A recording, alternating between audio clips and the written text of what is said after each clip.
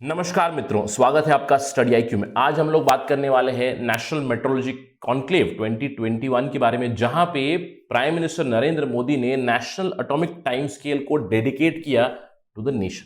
तो यहां पे हम लोग देखेंगे कि इस कॉन्क्लेव में क्या हुआ, इसकी क्या डिटेल्स थी। 3 इंपॉर्टेंट टॉपिक्स के बारे में बात करने वाले हैं जिससे आपको कॉम्पिटिटिव एग्जाम से मदद मिल सकती है। थोड़ा सा फैक्चुअल डिस्कशन होगा, लेकिन I will try to make it interesting for you. So let us begin our discussion. लेकिन उससे पहले मैं हूं आपका दोस्त राहुल सायगांवकर। आप मुझे फॉलो कर सकते हैं इन आईडीज पे जिसको दिया हुआ है। इसके अलावा स्टडी IQ आपके लिए लाया है स्मार्ट कोर्स फॉर यूपीएससी 2021। ज्यादा जानकारी के लिए डाउनलोड करें ऐप, और याद रखिएगा EMI facility is also available. सबसे पहले तो खबर के बारे में बात करते हैं। खबर मैंने आपको बता दी है कि इस साल का जो नेशनल मेट्रोलॉजी कॉन्क्लेव था 2021 में, जिसको ऑर्गेनाइज किया था CSIR क्या है, council for scientific and industrial research, जो department of science and technology government of India के अंडर आता है, और NPL नेशनल फिजिकल लैबोरेटरी। क्योंकि कोविड की महामारी चल रही है, it was inaugurated through a video conference. तो क्या हुआ था इस कॉन्क्लेव के दौरान? देखिए, कुछ बहुत ही इंपॉर्टेंट डेवलपमेंट्स हुई इस कॉन्क्लेव के दौरान, जिसको आपको नोट करना है। अगर देखिए, इस नेशनल मेट्रोलॉजी कॉन्क्लेव को जो जनवरी 4 को कंडक्ट हुआ था, यहां पे प्रधानमंत्री मोदी ने 2 चीजों को देश के लिए डेडिकेट किया। एक था नेशनल एटॉमिक टाइम स्केल और दूसरा था भारतीय निर्देशक द्रव्य। इन दोनों को देश के नाम उन्होंने डेडिकेट किया। इसके साथ ही साथ यहां पे प्रधानमंत्री ने ले किया foundation stone for national environment standards laboratory. तो हम लोग इन तीनों चीजों के बारे में बात करेंगे। क्या है मेट्रोलॉजी? देखिए, मेट्रोलॉजी क्या होता है? Metrology means the art of measurement. इस टाइम स्केल से आप गेस कर सकते हो क्या है मेट्रोलॉजी। मतलब आपको कुछ चीज मेजर करना है। अगर आप इंजीनियरिंग बैकग्राउंड से है तो ऑब्वियसली किसी भी स्ट्रीम में हो, कोई भी आपका ब्रांच हो, तो आपने अपने पहले साल में मेट्रोलॉजी जरूर सीखी होगी।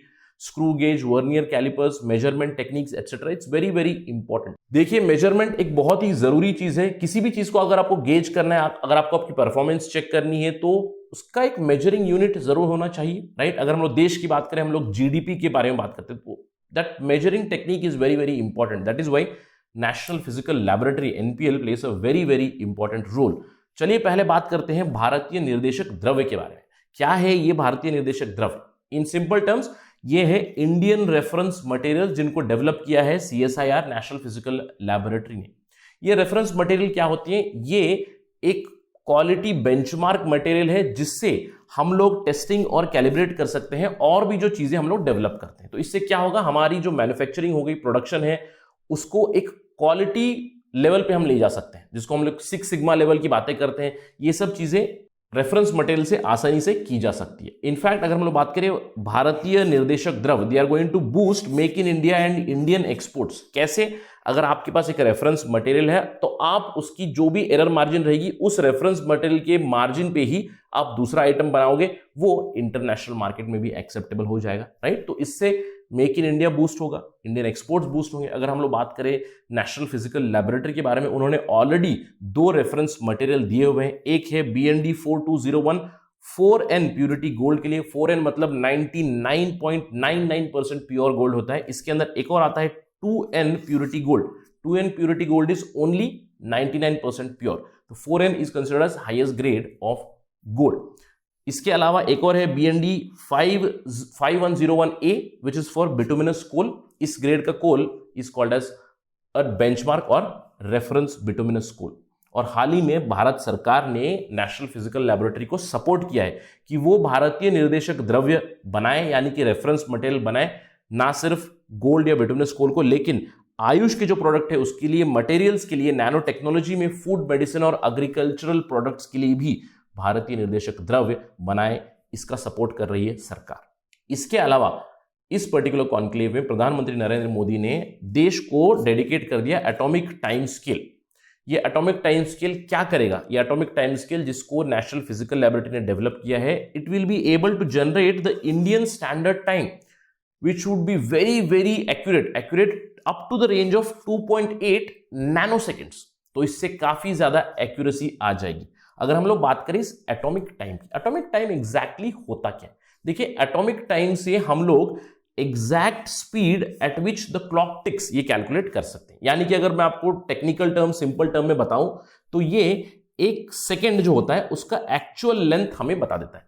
और 1 सेकंड हम लोग कैसे कैलकुलेट करते हैं? अगर हम लोग SI यूनिट्स की बात करें, इंटरनेशनल सिस्टम ऑफ यूनिट्स की बात करें, वहां पे उन्होंने 1 सेकंड को डिफाइन किया है एटॉमिक टाइम में ही, और वो किस चीज पे निर्भर है? वो निर्भर है सीजियम 133 एटम के ऊपर। सीजियम 133 एटम अपने ग्राउंड स्टेट में जब 9,192,631,770 टाइम्स ऑसिलेट करेगा तब 1 सेकेंड हो जाता है। और क्यों ये सीजियम 133 एटम को ही लिया गया है? क्योंकि ये बहुत ही स्टेबल फ्रीक्वेंसी इमिट करता है, स्टेबल माइक्रोवेव फ्रीक्वेंसी इमिट करता है। That is why caesium 133 is considered here.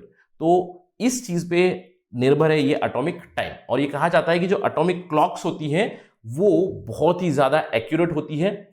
वो 100 मिलियन ईयर्स में अप्रोक्सीमेटली 1 सेकेंड का एरर देती, राइट? तो atomic clocks are highly accurate और इंडिया ने अपना खुद का एटॉमिक टाइम स्केल डेवलप किया। ऑलरेडी बहुत सारे देशों के पास उनका खुद का एटॉमिक टाइम स्केल है। अगर हम लोग इंटरनेशनल टाइम की बात करें, वो बहुत सारे एटॉमिक स्केल्स, जो एटॉमिक टाइम स्केल जो है दूसरे देशों की, उनका एवरेज लेते हैं। और अभी भारत ने भी अपना एटॉमिक टाइम स्केल बना लिया। इससे क्या फायदा मिलेगा? देखिए, अगर हम लोग सिग्निफिकेंस की बात करें, आत्मनिर्भर भारत, देखिए अभी हम लोग अपना खुद का टाइम बहुत ही एक्यूरेटली मेजर कर सकते हैं। तो हम लोग आत्मनिर्भर बन चुके हैं in terms of measuring time up to nano second. साथ ही साथ अगर हम लोग टाइम एक्यूरेटली मेजर कर रहे हैं, एरर बहुत ही कम है, तो high and technology research and development जहां पे होता है वहां पे काफी मदद मिलेगी। फॉर इंस्टेंस से इसरो में है, स्पेस रिसर्च जो चल रहा है वहां पे काफी मदद करेगा। जो भी टाइम बेस्ड टेक्नोलॉजी है उसके ऊपर बहुत मदद करेगा। जो वेदर फोरकास्टिंग है, स्पेस टेक्नोलॉजी, डिजास्टर मैनेजमेंट, इन सब चीजों में बहुत ज्यादा मदद करेगा जब हम लोग आत्मनिर्भर बनेंगे। Time measurement and again with very good accuracy in terms of nano seconds. Up to 2.8 nano seconds की एक्यूरेसी है हमारे टाइम स्केल की। तो it is a very good news. इसके अलावा इसी कॉन्क्लेव में प्रधानमंत्री ने फाउंडेशन स्टोन ले किया किस चीज के लिए? नेशनल एनवायरमेंटल स्टैंडर्ड्स लैबोरेटरी के लिए। अगर हम लोग बैकग्राउंड की बात करें, 2019 में ministry of environment, forest and climate change ने CSIR नेशनल फिजिकल लैबोरेटरी को एक वेरिफिकेशन और सर्टिफिकेशन एजेंसी बनाया एमिशन और एम्बिएंट एयर पोल्यूशन मॉनिटर करने के लिए। और उसके तहत नेशनल फिजिकल लैबोरेटरी ने एक सर्टिफिकेट स्कीम शुरू की थी परफॉर्मेंस इवैल्यूएट करने की एयर पोल्यूशन मॉनिटरिंग इक्विपमेंट की। जो भी इक्विपमेंट आएगा उसको एक सर्टिफिकेट देंगे कि इट इज कंप्लायंट करके। और उसी की मुहिम में अभी जो नेशनल एनवायरमेंट स्टैंडर्ड्स लैबोरेटरी हो रहा है, CSIR और NPL ही ये एस्टैब्लिश करेंगे, जहां पे वर्ल्ड क्लास फैसिलिटी अवेलेबल की जाएगी with respect to testing and calibration of facility for air pollution monitoring. जो भी अभी इक्विपमेंट बनेगा एयर पोल्यूशन मॉनिटरिंग के लिए, आपने बहुत बार अपनी व्हीकल चेक कराई होगी पोल्यूशन चेक के लिए, वहां पे आपने इक्विपमेंट देखा होगा। एक छोटी सी लीड एंटर करते हैं जहां से एग्जॉस्ट निकलता है वहां पे, और क्या आपकी गाड़ी से जो एग्जॉस्ट निकल रहा है वो कंप्लायंट है जो भी स्टैंडर्ड्स है हमारे मोटर व्हीकल एक्ट में, उससे चेक करेंगे, राइट? उस मशीन को कौन चेक करेगा? उस मशीन को अभी state of the art facility जो आएगी नेशनल एनवायरमेंट स्टैंडर्ड्स लैबोरेटरी, ये सब चेक करेंगे। ना सिर्फ वो, और भी जो हमारे पास परफॉर्मेंस मेजरिंग इक्विपमेंट है, परफॉर्मेंस मॉनिटरिंग इक्विपमेंट है, जैसे कि online continuous emission monitoring equipment है हमारे पास, already ambient air quality monitoring system चल रहा है, AQI चलता है। तो इन सब चीजों के लिए जो भी मशीनरी अभी डेवलप हुई, जो भी इक्विपमेंट अभी डेवलपमेंट होगी, उसकी टेस्टिंग और उसकी कैलिब्रेशन में नेशनल एनवायरमेंटल स्टैंडर्ड्स लैबोरेटरी मदद करे। जब भी ये तैयार होगा, it is going to be a very great development in terms of controlling air pollution.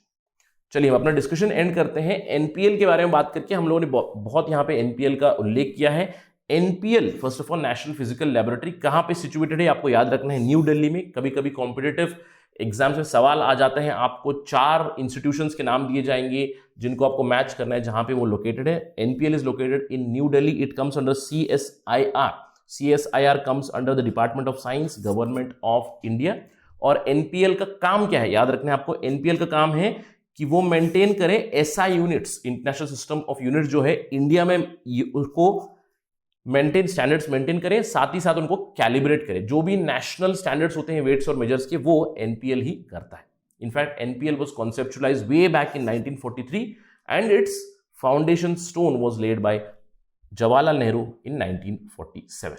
और आपको एक चीज बहुत जरूरी याद रखनी है, नेशनल फिजिकल लैबोरेटरी ही एक डेजिग्नेटेड वेरिफिकेशन एजेंसी है with respect to monitoring the air quality emissions और एम्बिएंट एयर। तो ये बहुत जरूरी चीज आपको याद रखनी है कि who is the national verification agency for air pollution monitoring equipment, ambient air monitoring equipment, that is the CSIR NPL itself. That's it from my side on this part of discussion. Thank you for watching. Jai Hind.